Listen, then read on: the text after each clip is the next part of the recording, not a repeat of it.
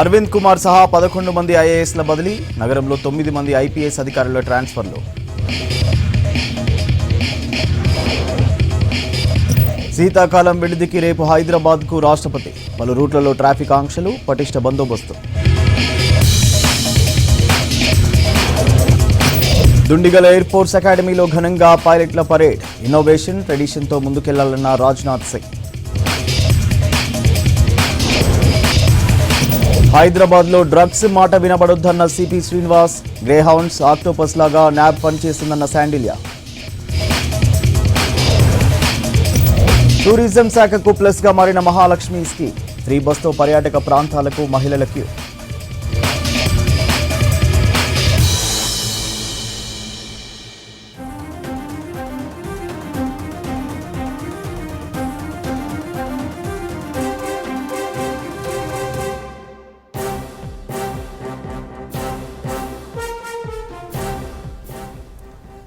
Greater Hyderabad లో 9 మంది IPS అధికారులను బదిలీ చేసింది ప్రభుత్వం. హైదరాబాద్ ట్రాఫిక్ జాయింట్ సిపిగా విశ్వప్రసాద్ ను నియమించింది. హైదరాబాద్ అడిషనల్ సిపిగా A V Ranganath, Hyderabad west zone డీసీపీగా విజయ్ కుమార్, ఎస్బీ జాయింట్ సిపిగా జోయల్ డేవిస్ లను నియమించింది. హైదరాబాద్ నార్త్ జోన్ డీసీపీగా రోహిత్, హైదరాబాద్ ట్రాఫిక్ డీసీపీగా సుబ్బారాయుడిని నియమించింది. ఇక హైదరాబాద్ క్రైమ్ డీసీపీగా శ్వేతారెడ్డిని నియమించింది.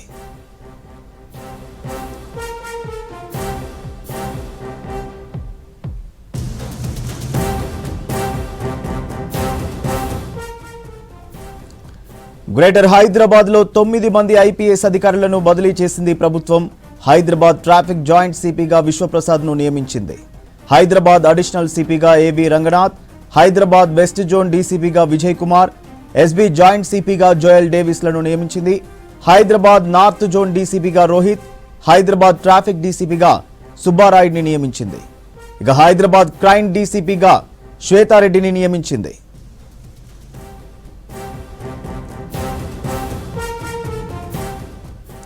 డీటెయిల్స్ సదానందం అందిస్తారు. సదా, ఐపీఎస్ ల ట్రాన్స్ఫర్లపై అప్డేట్స్ ఏంటి? సూర్య, రాష్ట్రంలో మరోసారి భారీగా ఐపీఎస్ లో ట్రాన్స్ఫర్స్ జరిగాయి. అయితే ఈసారి మాత్రం ముఖ్యంగా గ్రేటర్ పరిధిలో ఉన్న హైదరాబాద్ కమిషనరేట్ తో పాటు ఈ మాదాపూర్ కమిషనరేట్ లకు సంబంధించిన ఐపీఎస్ లు, ఎస్పెషల్ గా మేజర్ గా చూసుకున్నట్టయితే డీసీపీ ప్లస్ ఎస్పీ క్యాడర్ ఉన్న ఐపీఎస్ ఆఫీసర్లు మాత్రం ఈసారి ముఖ్యంగా ఈ ట్రాన్స్ఫర్స్ జరిగాయి. అయితే రీసెంట్ గా ఆ గ్రేటర్ పరిధిలో ఉన్న 3 కమిషనరేట్లకు సంబంధించిన సిపిలను, కమిషనర్లను ట్రాన్స్ఫర్ చేశారు, 3 కొత్తగా పెట్టారు.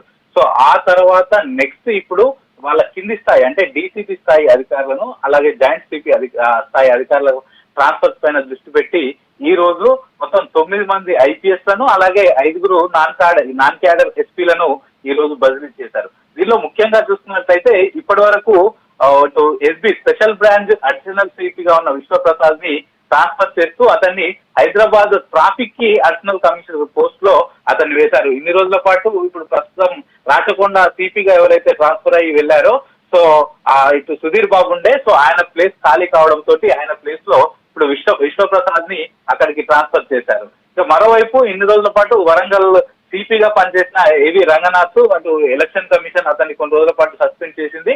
సో అతను ప్రస్తుతం పోస్టింగ్ కోసం వెయిట్ చేస్తున్నాడు. సో అతన్ని ఏవి రంగనాథ్ ని present Hyderabad joint CP, crimes and సిపికు జాయింట్ సిపిగా అతనికి పోస్టింగ్ ఇచ్చారు. సో మరోవైపు విజయ్ కుమార్, ఇతను ప్రజెంట్ ఇంటెలిజెన్స్ ఎస్పీగా పనిచేస్తున్నాడు. గతంలో ఇతను సైబరాబాద్ ట్రాఫిక్ డీసీపీగా కూడా పనిచేశాడు. ఒక ఎఫిషియంట్ ఆఫీసర్ అని చెప్పొచ్చు. ఆ ట్రాఫిక్ డీసీపీ అటు సైబరాబాద్ నుంచి వచ్చిన తర్వాత చాలా రోజుల పాటు డీజీపీ ఆఫీస్ అతన్ని అటాచ్ చేశారు. తర్వాత రీసెంట్ గా అతనికి ఇంటెలిజెన్స్ ఎస్పీగా పోస్టింగ్ వచ్చింది. సో అతన్ని ఇప్పుడు అక్కడి నుంచి తీసుకొచ్చి వెస్ట్ జోన్ డీసీపీగా పెట్టారు. హైదరాబాద్ కమిషనరేట్ లో ముఖ్యంగా వెస్ట్ జోన్ డీసీపీ అనేది చాలా ఇంపార్టెంట్. ఎందుకంటే ఇటు బంజారా హిల్స్, జూబ్లీ హిల్స్, ఎస్ఆర్ నగర్, అలాగే దీంతో పాటు పంజాగుట్ట లాంటి మేజర్ ఎక్కువగా ఇటు బడాబాబులు ఉండే మేజర్ పోలీస్ స్టేషన్స్ అన్ని కూడా ఈ వెస్ట్ జోన్ పరిధిలోకి వస్తాయి. సో అతన్ని తీసుకొచ్చి వెస్ట్ జోన్ పరిధిలో వేశారు. మరోవైపు జోయల్ డేవిస్ గతంలో ఇంతకుముందుకు వెస్ట్ జోన్ డీసీపీగా ఉండే అతన్ని అటు స్పెషల్ బ్రాంచ్ డీసీపీగా ట్రాన్స్ఫర్ చేశారు. సో మరోవైపు రోహిణి ప్రియదర్శిని ప్రజెంట్ మెదక్ ఎస్పీగా పనిచేస్తుంది. ఆమెని నార్త్ జోన్ డీసీపీగా తీసుకొచ్చారు. ఇంత ముందుకు నార్త్ జోన్ డీసీపీగా ఉన్న చందన దీప్తిని ట్రాన్స్ఫర్ చేస్తూ ఆమె ప్లేస్ లో ఇప్పుడు రోహిణి ప్రియదర్శిని మెదక్ ఎస్పీ నుంచి తీసుకొచ్చి ఇక్కడ నార్త్ జోన్ కి ఇచ్చారు. ఇక మరోవైపు ఇటు సిద్దిపేట ఎస్పీగా పనిచేస్తున్న శ్వేతారెడ్డి ప్రజెంట్ ఇటు డిటెక్టివ్ డిపార్ట్మెంట్ హైదరాబాద్ కి డీసీపీగా ఆమె పోస్టింగ్ ఇచ్చారు. ఆమె కూడా ఇటు ట్రాన్స్ఫర్ అయింది. ఇక మరోవైపు ప్రజెంట్ ఎస్పీగా పోస్టింగ్ కోసం వెయిట్ చేస్తున్న సుబ్బరాయుడిని ఇటు ట్రాఫిక్ డీసీపీ 1 హైదరాబాద్ కి అతన్ని ట్రాన్స్ఫర్ చేశారు. యాక్చువల్ గా హైదరాబాద్ ట్రాఫిక్ డీసీపీలు మొత్తం 3 ఉంటారు. దానిలో భాగంగా ట్రాఫిక్ డీసీపీ 1 గా ఈ సుబ్బరాయుడిని ప్రజెంట్ ఇటు ట్రాన్స్ఫర్ చేశారు. మరోవైపు నిఖితా పంత్ ఈమె ప్రజెంట్ టాస్క్ ఫోర్స్ లో ఉంది, టాస్క్ ఫోర్స్ డీసీపీగా పనిచేస్తుంది. సో ఆమెని ప్రజెంట్ ట్రాన్స్ఫర్ చేస్తూ ఆమె ప్లేస్ లో బాలాదేవిని హైదరాబాద్ టాస్క్ ఫోర్స్ డీసీపీగా ఆమెను ఇటు ట్రాన్స్ఫర్ చేశారు. హైదరాబాద్ లో టాస్క్ ఫోర్స్ డిపార్ట్మెంట్ అనేది చాలా కీలకంగా ఉంటుంది పోలీసులో. ఇన్ని రోజుల పాటు ఇంపార్టెంట్ పోలీస్ ఆఫీషియల్స్ ఎవరైతే ఎఫిషియెంట్ గా ఉంటారో వాళ్ళని మాత్రమే టాస్క్ ఫోర్స్ కి నియమిస్తారు. ఎందుకంటే ఇంపార్టెంట్ టాస్క్ చేయాల్సి ఉంటుంది, వాళ్ళు అండర్ గ్రౌండ్ ఆపరేషన్స్ కూడా చేయాల్సి ఉంటుంది. కాబట్టి ఆ పోస్ట్ ని ప్రజెంట్ ఇటు బాలాదేవికి ఇచ్చారు. ఇక నెక్స్ట్ వచ్చేసి ఈ గజరావు భూపాల్ ఎవరైతే ట్రాన్స్ఫర్ అయ్యారో ఇటు అతన్ని ఈ డీజీపీ ఆఫీస్ కి అక్కడ కూడా రిపోర్ట్ చేయాలని చెప్పారు. ఇక మరోవైపు ముఖ్యంగా ఈ నాన్ క్యాడర్ ఎస్పీలకు చూసుకున్నట్టయితే ముఖ్యంగా గోనె సందీప్ రావు మాదాపూర్ డీసీపీగా ఉన్నాడు. ఈ గతంలో ఇంత ముందుకు మేడ్చల్ డీసీపీగా కూడా చేశాడు. సో అతను ఇన్ని రోజుల పాటు ఈ గత ప్రభుత్వంలో ఉన్న ప్రభుత్వ అధినేతలు ఎవరైతే ఉన్నారో వాళ్ళ సామాజిక వర్గం కాబట్టి అతనికి ఇంపార్టెంట్ పోస్టింగ్, అది మాదాపూర్ లాంటి హాట్ పోస్టింగ్ ను అతనికి డీసీపీగా ఇచ్చారనే పేరుంది. సో అతన్ని ప్రజెంట్ ఆ గోనె సందీప్ రావుని అతన్ని ప్రస్తుతానికి ఇటు రైల్వే డిపార్ట్మెంట్ అడ్మిన్ ఎస్పీగా ట్రాన్స్ఫర్ చేస్తూ ఉత్తర్వులు జారీ చేశారు. మరోవైపు డి శ్రీనివాస్ కి అటు డీసీపీ ట్రాఫిక్ 3 గా అతన్ని పోస్టింగ్ ఇచ్చారు. మరోవైపు వెంకటేశ్వర్లు కూడా ఇటు ట్రాఫిక్ డీసీపీగా అతన్ని కూడా పోస్టింగ్ ఇచ్చారు. ఇక మరోవైపు ఈ రాఘవేందర్ రెడ్డి ఎవరైతే ఇటు రైల్వే అడిషనల్ అడ్మిన్ ఎస్పీగా ఉన్నారో అతన్ని కూడా డీజీపీ ఆఫీస్ లో రిపోర్ట్ చేయాలని చెప్పారు. సో మొత్తానికైతే రీసెంట్ గా అటు సిపి స్థాయి అధికారులకు ట్రాన్స్ఫర్స్ జరిగితే ప్రజెంట్ ఇప్పుడైతే ఇటు గ్రేటర్ పరిధిలో ఉన్న ఇటు మొత్తం డీసీపీ అలాగే జాయింట్ సిపిలతో పాటు ఇటు నాన్ క్యాడర్ ఎస్పీలకు సంబంధించి కూడా ట్రాన్స్ఫర్స్ జరిగాయి. ఇంకా త్వరలో కూడా అంటే ఈ రోజు ప్రజెంట్ గా మేజర్ గా చూసుకున్నట్టయితే హైదరాబాద్ కమిషనరేట్ కి సంబంధించి ట్రాన్స్ఫర్స్ ఎక్కువ జరిగాయి. నెక్స్ట్ సైబరాబాద్ రాజకొండలో కూడా డీసీపీ స్థాయి అధికారులకు ట్రాన్స్ఫర్స్ ఉండే అవకాశాలు ఉన్నాయి. ఎందుకంటే ఇప్పుడు ఇటు గోనె సందీప్ రావు మాదాపూర్ డీసీపీ ఇక్కడి నుంచి వెళ్ళిపోయాడు. సో ఆ పోస్ట్ కూడా ఖాళీగా ఉంది. దీంతో పాటు ఇంకా ఇటు సైబరాబాద్ తో పాటు రాజకొండకు సంబంధించిన ఇంపార్టెంట్ డీసీపీ పోస్ట్ ఉన్నాయి కాబట్టి అవి కూడా నెక్స్ట్ ట్రాన్స్ఫర్స్ అయ్యే అవకాశాలు అయితే మనకు కనిపిస్తున్నాయి. సూర్య, రైట్, థ్యాంక్ యూ సదా.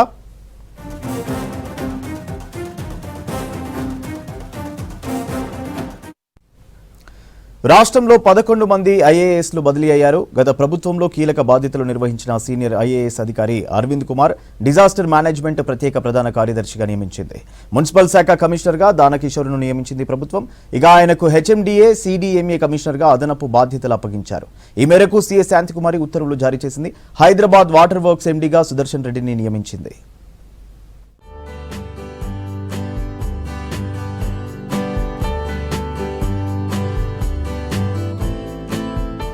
రాష్ట్రంలో ఐఏఎస్ల బదిలీలు కొనసాగుతున్నాయి. ఇప్పటికే పలువురిని ట్రాన్స్ఫర్లు చేసిన ప్రభుత్వం తాజాగా మరో 11 మంది ఐఏఎస్లను ట్రాన్స్ఫర్ చేసింది. ఇక సీనియర్ ఐఏఎస్ అధికారి అరవింద్ కుమార్ పై బదిలీ వేటు వేసింది. అంతగా ప్రాధాన్యత లేని విపత్తు నిర్వహణ శాఖకు ట్రాన్స్ఫర్ చేసింది. ఇక ఆయన స్థానంలో పురపాలక ముఖ్య కార్యదర్శిగా దానకిషోర్ ను అపాయింట్ చేసింది. అలాగే ఆయనకు హెచ్ఎండిఏ సిడిఎంఏ కమిషనర్ గా అదనపు బాధ్యతలను అప్పగించింది. ఇక విద్యాశాఖ ముఖ్య కార్యదర్శిగా బుర్రా వెంకటేశంను నియమించిన ప్రభుత్వం ఆయనకు కళాశాల సాంకేతిక విద్యాశాఖ కమిషనర్ గా అదనపు బాధ్యతలిచ్చింది. ఇక ముఖ్యమైన జలమండలి ఎండీగా సుదర్శన్ రెడ్డిని నియమించారు. ఇక వాణిజ్య పనుల శాఖ కమిషనర్ గా టీకే శ్రీదేవి అపాయింట్ చేశారు. అటవీ శాఖ ప్రిన్సిపల్ సెక్రటరీగా వాణి ప్రసాద్ ను ట్రాన్స్ఫర్ చేసి ఆమెకు ఈపీటీఆర్ఏ డైరెక్టర్ జనరల్ గా అదనపు బాధ్యతలు అప్పగించారు. ఆర్ఎన్బి శాఖ ముఖ్య కార్యదర్శి కె శ్రీనివాసరాజును నియమించింది.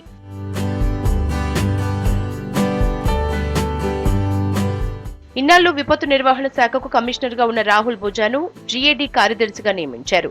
ఎస్సీ అభివృద్ధి శాఖను అదనపు బాధ్యతలు ఇచ్చారు. వైద్య ఆరోగ్య శాఖ కార్యదర్శిగా క్రిస్టినా, మహిళా శిశు సంక్షేమ శాఖ కార్యదర్శిగా వాకాటి కరుణను బదిలీ చేసింది.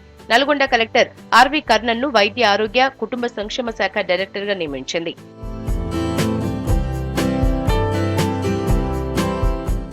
రాష్ట్రంలో కొత్త ప్రభుత్వం ఏర్పడటంతో అధికారుల బదిలీలు కొనసాగుతున్నాయి. ఇటీవల పలువురు ఐఏఎస్ అధికారుల్ని ట్రాన్స్ఫర్ చేసింది. రాష్ట్ర ఐటీ మంత్రి శ్రీధర్ బాబు సతీమణి ఐఏఎస్ అధికారిని శైలజ రామయ్యర్కు ప్రభుత్వం ఆమెను వైద్య ఆరోగ్య శాఖ ముఖ్య కార్యదర్శిగా నియమించింది. ఇక కేంద్ర సర్వీసులు పూర్తి చేసుకుని తెలంగాణ వచ్చిన ఐఏఎస్ అధికారి ఆమ్రపాలిని HMDA joint commissioner, Musi river development board ఎండీగా ప్రభుత్వం నియమించింది. రిజ్వీని ఇంధన శాఖ కార్యదర్శిగా, ట్రాన్స్కో, జెన్కో సీఎండీగా ప్రభుత్వం నియమించింది.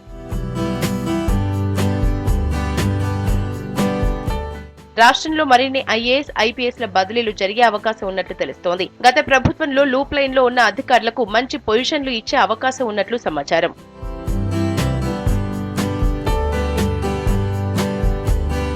ఎలక్ట్రానిక్ గ్యాడ్జెట్స్ తక్కువగా వాడి మైండ్ను ఎక్కువగా ఉపయోగించండి అన్నారు మాజీ ఉపరాష్ట్రపతి వెంకయ్యనాయుడు. గచ్చిబౌలి స్టేడియంలోని రెసోనెన్స్ కాలేజీలో రెసో ఫెస్ట్ ఘనంగా జరిగింది. ఎన్ని ఎలక్ట్రానిక్ గ్యాడ్జెట్స్ వచ్చినా గురువులను మర్చిపోవద్దని చెప్పారు. చదువుతో పాటు క్యారెక్టర్ కూడా ముఖ్యమన్నారు సినీ నటుడు బ్రహ్మానందం. కార్యక్రమంలో డైరెక్టర్ పురాణా చంద్ర పాల్గొన్నారు.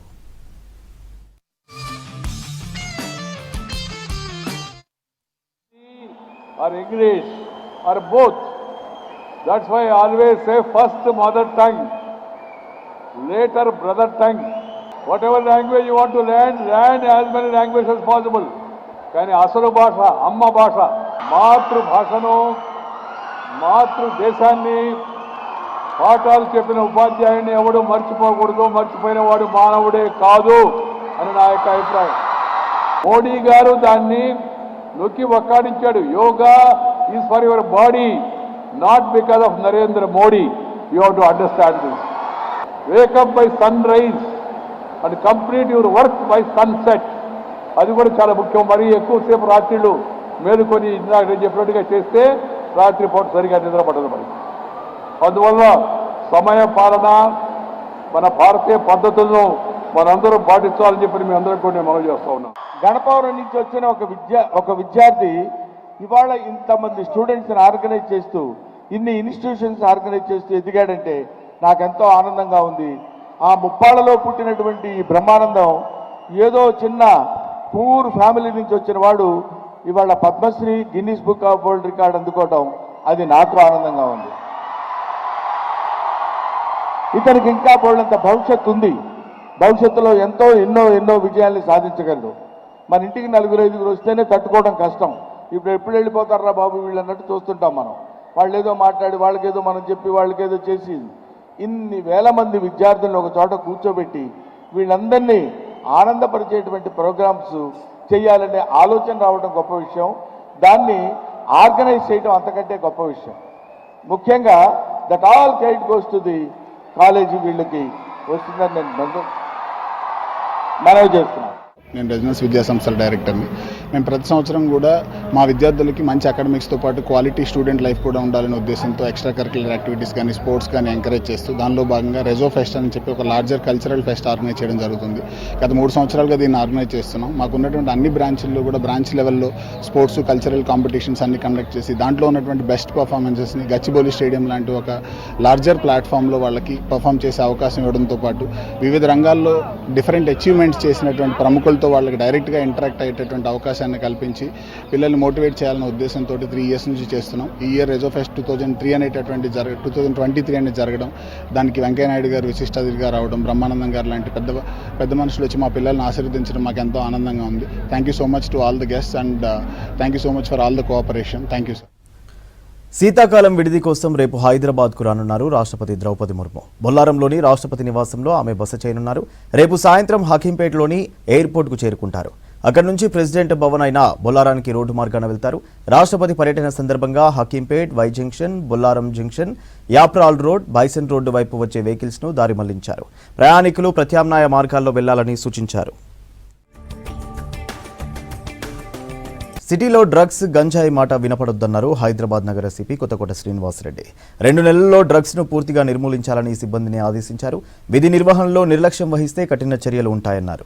Banjara Hills road number 12 ICC building ఆడిటోరియంలో శ్రీనివాసరెడ్డి సిబ్బందితో సమావేశం నిర్వహించారు. నగరంలో ప్రాథమిక పోలీసింగ్, విచారణ, ట్రాఫిక్ ఎన్ఫోర్స్మెంట్, డ్రగ్స్ నిర్మూలనపై చర్చించారు సిపి.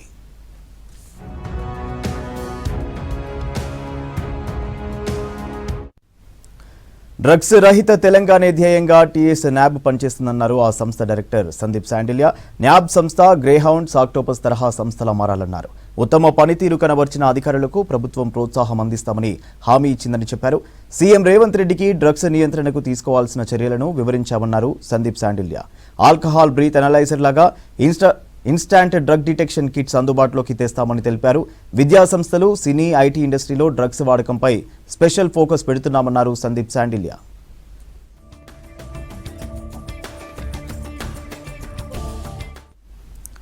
ఎలాంటి పరిస్థితుల్లోనూ పైలట్లు నూతన ఆలోచన విధానం, నమ్మకాన్ని కోల్పోవద్దన్నారు కేంద్ర రక్షణ మంత్రి రాజ్నాథ్ సింగ్. దుండిగల్ ఎయిర్ ఫోర్స్ అకాడమీలో నిర్వహించిన కంబైన్డ్ గ్రాడ్యుయేషన్ పరేడ్లో ఆయన పాల్గొన్నారు. యువ పైలట్ల రాకతో దేశ భద్రత మరింత పటిష్టమైందన్నారు రాజ్నాథ్ సింగ్.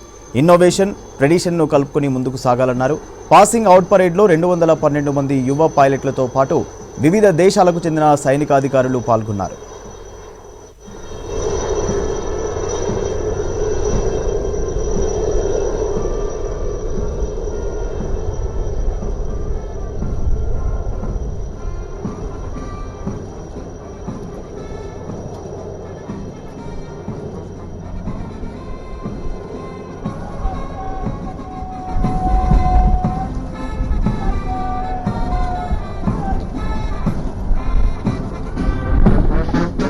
సీఎం రేవంత్ రెడ్డితో ఆర్బీఐ మాజీ గవర్నర్ రఘురాం రాజన్ భేటీ అయ్యారు. జూబ్లీహిల్స్లోని సీఎం నివాసంలో మర్యాదపూర్వకంగా కలిశారు. రాష్ట్ర ప్రస్తుత ఆర్థిక పరిస్థితి, ఆర్థిక అభివృద్ధికి అనుసరించాల్సిన వ్యూహాలపై ఇద్దరు చర్చించారు. రాష్ట్ర ఆర్థిక పరిస్థితిని మెరుగుపరిచేందుకు సీఎం రేవంత్ రెడ్డికి పలు సూచనలు చేసినట్టు తెలుస్తోంది. సమావేశంలో డిప్యూటీ సీఎం బట్టి విక్రమార్క, శాసనసభ వ్యవహారాలు, ఐటీ శాఖ మంత్రి శ్రీధర్ బాబు, సీఎస్ శాంతికుమారి పాల్గొన్నారు.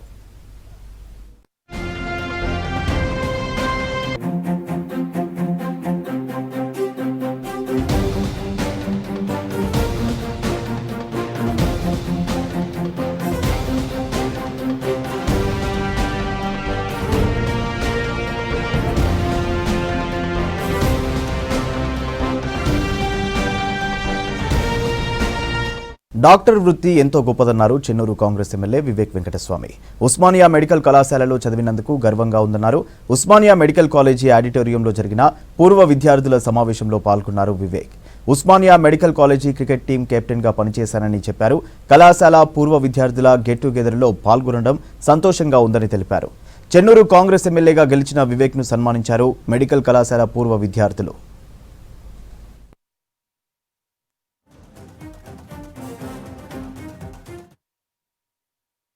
Nice to be part of the Usmania alumni.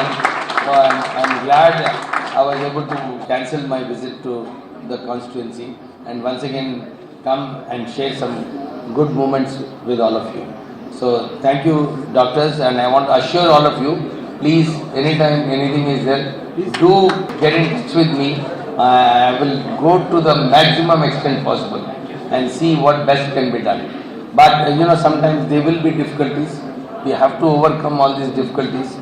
And particularly I want to mention what when Sridhar was saying, what is leadership, how you have to work hard, how you have to aspire, how you need to do this. And actually that was a few things my father taught me when I was getting into business. He said, don't have to worry about technical aspects or anything. Be passionate about it. Do hard work. So the fire in the belly is what is always required for good leadership to come out.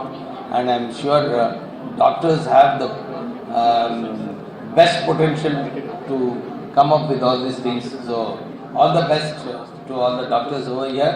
And thank you very much for inviting me, because as I said in the beginning itself, it's a very proud moment for me to be part of this alumni. And I don't want to take much time, but I want to take your permission to leave early. I'll be here for another 5 minutes and then I would like to leave because I have one more program. రైతులకు సమస్య వస్తే గ్రామాల్లో ఒక్క అధికారి కూడా ఉండరన్నారు retired IAS Akunuri Murali.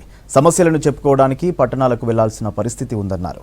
ప్రతి గ్రామానికి గ్రామ రెవెన్యూ అధికారిని నియమిస్తే గ్రామ స్థాయిలో సమస్యలు పరిష్కారం అవుతాయన్నారు. భూమిపై అవగాహన ఉన్న మాజీ అధికారులతో ఓ కమిటీ వేస్తే భూ సమస్యలు తీరుతాయన్నారు పార్టీలు, ప్రజా సంఘాల నేతలు. ఖైరతాబాద్లో మార్పు రావాలి, భూమాత ఎలా ఉండాలనే అంశంపై జరిగిన సమావేశంలో పలువురు పాల్గొన్నారు. ఏమైనా సమస్య వస్తే గ్రామాల్లో చెప్పడానికి ఎవరు లేరు. ఇప్పుడు మొత్తం భూమికి సంబంధించిన అన్నీ కూడా ఏమైనా సమస్యలు ఉంటే తహసీల్దార్ దగ్గరికి పోవాలి. తహసీల్దార్ దగ్గర పవర్స్ లేవు, అధికారాలు లేవు. అందుకని ఆయన ఏం చేస్తాడు, పైకి పంపిస్తాడు. ఇప్పుడు ఏమవుతుందంటే ఎవరన్నా అధికారులకు లంచం ఇస్తే మార్చేస్తున్నారు, పేర్లు మార్చేస్తున్నారు, భూములు మార్చేస్తున్నారు.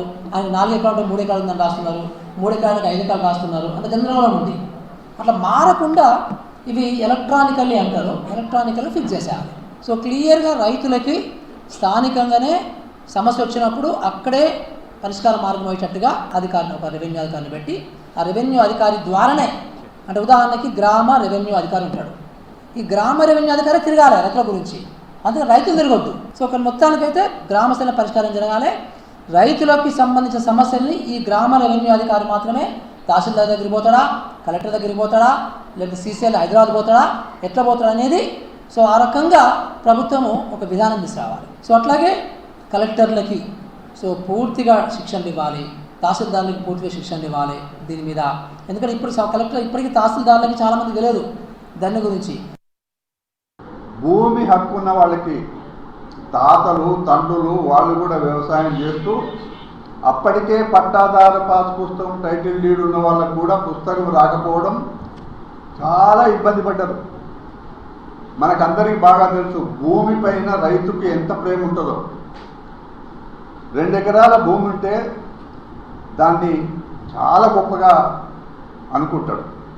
అది నిజంగా భూమి తనది కానప్పుడు చాలా బాధపడతాడు. సో ఇది జరిగినప్పుడు మెజారిటీ అందరూ కూడా దరఖాస్తులు పెట్టుకున్నారు. ఇక దరఖాస్తుల పర్వం మొదలైపోయింది. ఏదేమైనా లక్షల మంది భూమి హక్కు కలిగి ఉండి వ్యవసాయం చేస్తున్న పుస్తకాలు రాలేదు, కానీ ఆ ప్రభుత్వానికి ఓట్లు మాత్రం పడ్డాయి. ప్రభుత్వం వచ్చింది.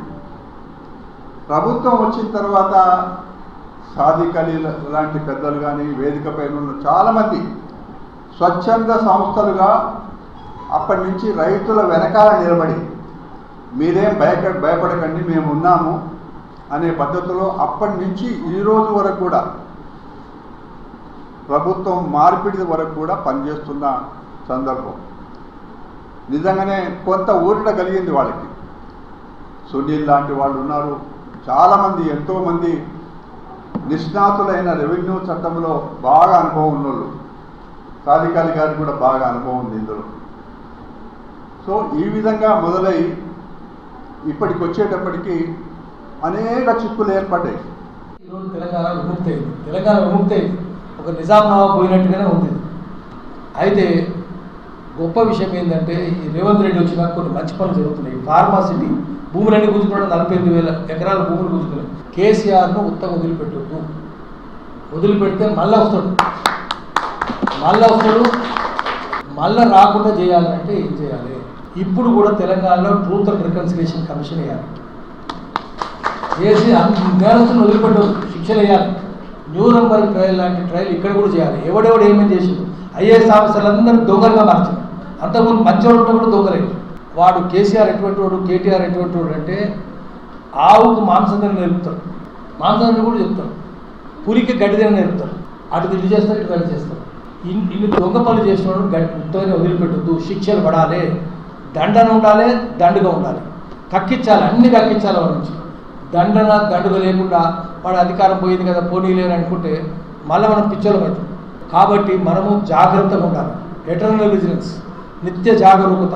తెలంగాణ పౌర సమాజం మళ్ళీ తెలంగాణ వీరుల్లాగా ఉండాలి. తెలంగాణ సాయుధ రైతాంగ పోరాటంలో ఎంత శౌర్యం చూపించినామో అటువంటి శౌర్యం ఇప్పుడు కూడా చూపించాలి. లేకపోతే మనం పిచ్చోళం అయిపోతాం, జోకర్లం అవుతాం. మనకు వచ్చే సమాజం ఉంచదు. మనం అనుకునేది ఏంటంటే భూములు, ఆదివాసుల భూములు కూడా లాక్కున్నారు.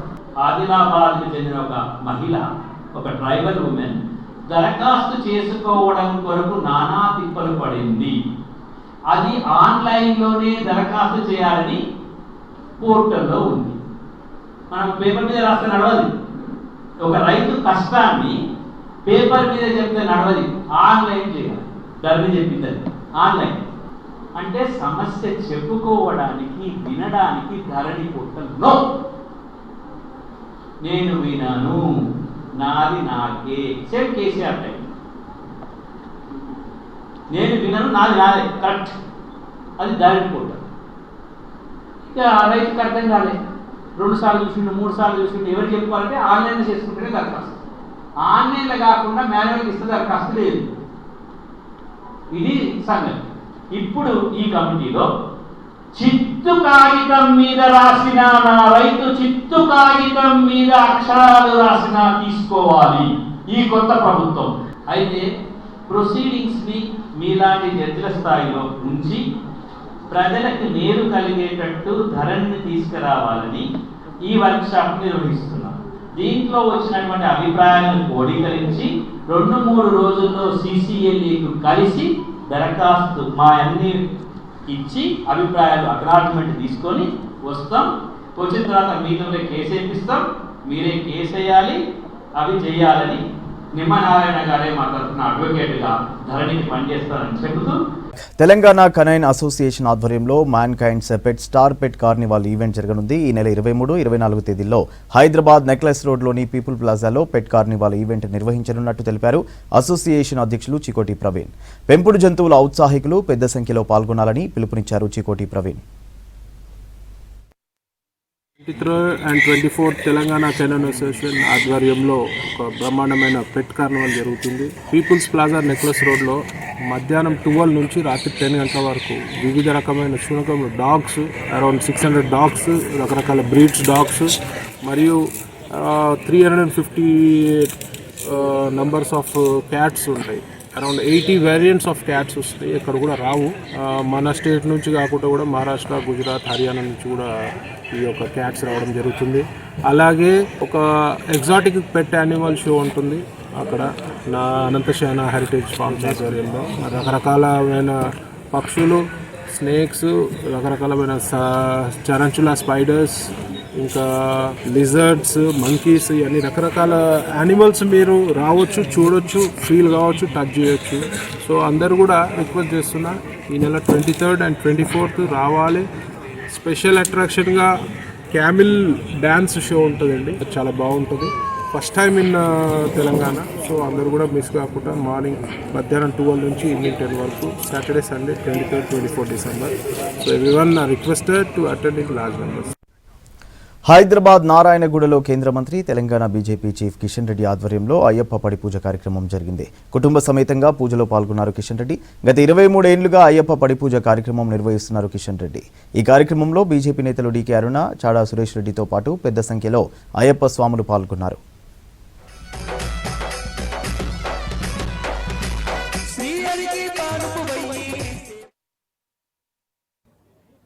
లక్షలాది మంది భక్తులు మరి శబరిమల స్వామి అయ్యప్ప దీక్ష తీసుకొని వెళ్తూ ఉంటారు. ఈ సంవత్సరం కూడా చాలా పెద్ద ఎత్తున భక్తులు వెళ్తున్నారు. కానీ శబరిమలలో అనేక రకాల ఇబ్బందులకు గురవుతున్నారు. శబరిమలలో ఉన్నటువంటి క్యూ కావచ్చు, లేకపోతే మంచినీటి వ్యవస్థ కావచ్చు, లేకపోతే ఇతర కనీస వసతులు కావచ్చు, లేక అనేక రకాల ఇబ్బందులకు గురవుతున్నారు. మీడియాలో వస్తుంది, భక్తులు కూడా నాకు అనేక మంది ఫోన్ చేస్తూ ఉన్నారు. కాబట్టి నేను కేరళ ముఖ్యమంత్రి గారిని కోరుతా ఉన్నాను, యుద్ధ ప్రాతిపదిక మీద కేరళకు వస్తున్నటువంటి అయ్యప్ప స్వామి భక్తులకు అన్ని రకాల సౌకర్యాలు కల్పించాలి.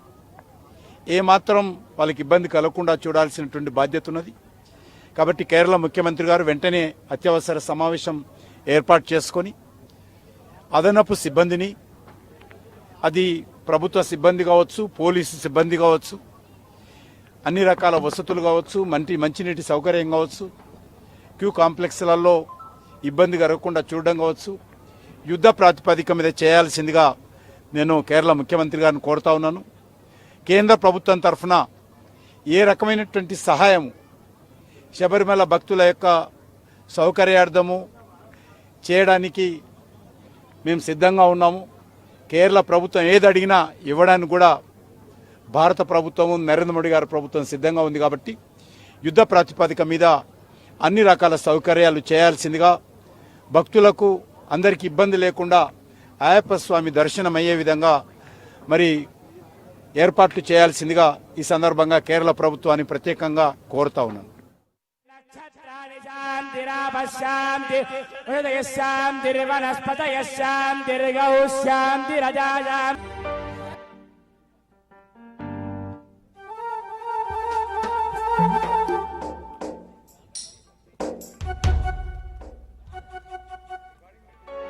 ओम श्री स्वामिये शरणमय्यप्पा हरिहरसुतने शरणमय्यप्पा आपद्बान्धवने शरणमय्यप्पा नाथरक्षकने शरणमय्यप्पा हरियंगवय्यवे शरणमय्यप्पा प्रियने शरणमय्यप्पा संकीर्तन प्रियने शरणमय्यप्पा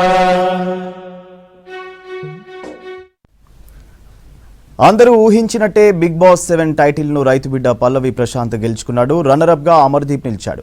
సినీ నటుడు శివాజీకి 3వ స్థానం దక్కింది. ఇక 4వ స్థానంలో ప్రిన్స్ యావర్, 5వ స్థానంలో సీరియల్ నటి ప్రియాంక నిలిచారు.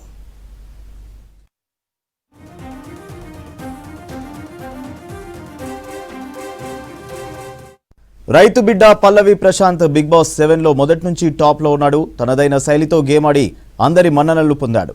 సీజన్ ప్రారంభంలో సినీ నటుడు శివాజీకి టైటిల్ దక్కుతుందని భావించారు. కానీ అనూహ్యంగా పల్లవి ప్రశాంత్ విజేతగా నిలిచాడు.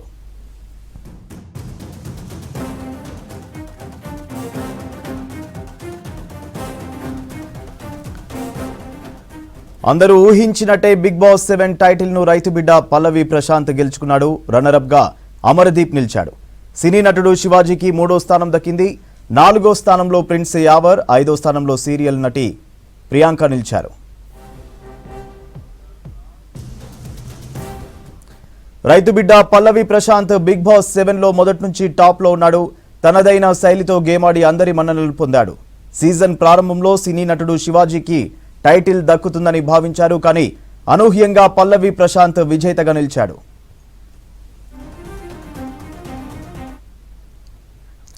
హైదరాబాద్లోని గచ్చిబౌలి ఓ సిటీ మాల్లో యాంటీ బుల్లీయింగ్ పై అవేర్నెస్ ప్రోగ్రాం నిర్వహించారు మెరిడియన్ స్కూల్ విద్యార్థులు.